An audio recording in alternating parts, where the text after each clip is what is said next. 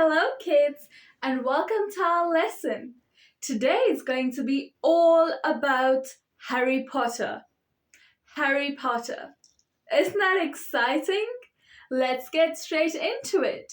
We are going to read chapter 1 of the first book, Harry Potter and the Sorcerer's Stone. Chapter 1, The Boy Who Lived. Mr. and Mrs. Dursley of number 4 Parrot Drive were proud to say they were perfectly normal, thank you very much. They were the last people you'd expect to be involved in anything strange or mysterious, because they just didn't hold such nonsense. Mr. Dursley was the director of a firm called Grunnings, which made drills. He was a big, beefy man with hardly any neck, although he did have a very big moustache. Mrs. Dursley was thin and blonde and had nearly twice the usual amount of neck, which came in very useful as she spent so much of her time craning over garden fences spying on the neighbors. The Dursleys had a small son called Dudley, and in their opinion, there was no finer boy anywhere. The Dursleys had everything they wanted, but they also had a secret, and their greatest fear was that somebody would discover it. They didn't think they could bear it if anyone found out about the Potters. Mrs. Potter was actually Mrs. Dursley's sister, but they hadn't met for several years. In fact, Mrs. Dursley pretended she didn't have a sister because her sister and good-for-nothing husband was un-Dursley-ish as it was possible to be. The Dursleys shuddered to think what the neighbors would say if the Potters arrived in the street. The Dursleys knew that the Potters had a small son too, but they had never seen him.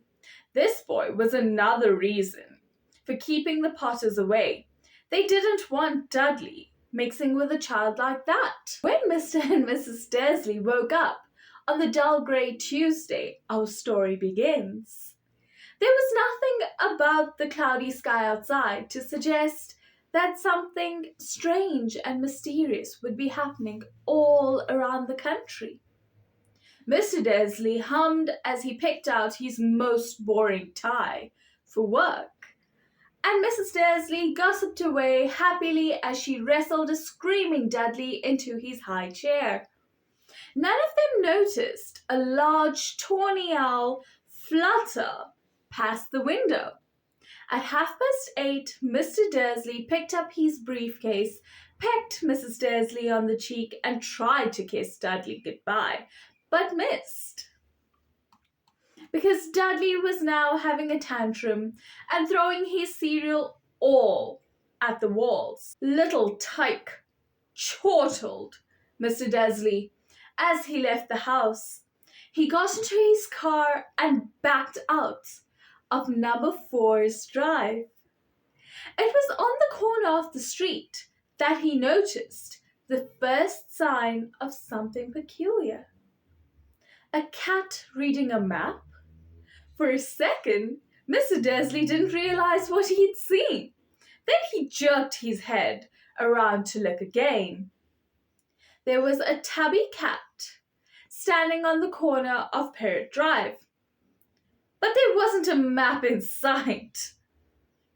What could he have been thinking of? It must have been a trick of the light. Mr. Dursley blinked and stared at the cat. It stared back.